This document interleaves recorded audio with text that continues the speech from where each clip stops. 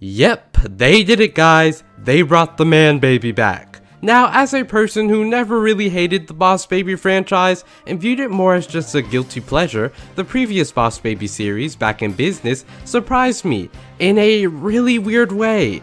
Because let's be real, a talking baby entrepreneur is a really odd concept to say the least. What's even odder is that the show was kind of good. And when I say that, I mean everything after the second season was good. The first and second season dragged for a bit, not necessarily bad, it just relied a bit too heavily on baby humor at times. But much like the sequel Family Business, when it was able to step away from that humor, it was a pretty decent, if not sometimes fun experience. The show took full advantage of its ridiculous premise and just had a lot of fun with introducing a bunch of really oddball characters along the way. And you know a show is weird when the turning point for better episodes is the one where Boss Baby finds out, oh gosh, walking around naked improves his work performance.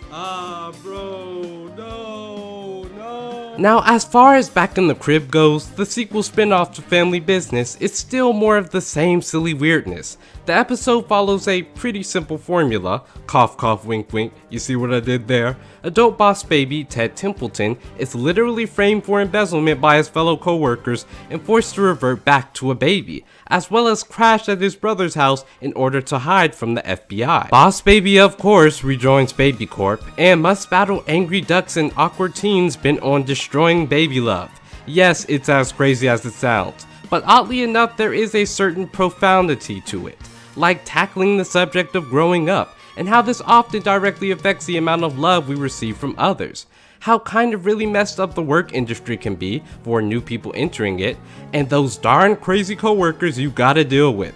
Speaking of which, Pip is easily the best thing about this show. I don't respect boundaries. But thankfully, the two coworkers that matter most, Boss and Tina, have some pretty decent chemistry, because Tina's inexperienced and overly optimistic attitude is a necessary contrast to Boss Baby's experience, realism, and snark. I also think her new voice actor fits better than the old one, sorry Pelly, and far from the best, but for TV animation in 2022, this is acceptable. But no, the show isn't perfect. Some episodes do feel kind of slow, like not a lot is actually being accomplished, and as expected, not every joke lands that well. Also some continuity issues. I don't recall Jimbo and Stacy having a daughter because Glue Baby was their son. He's good.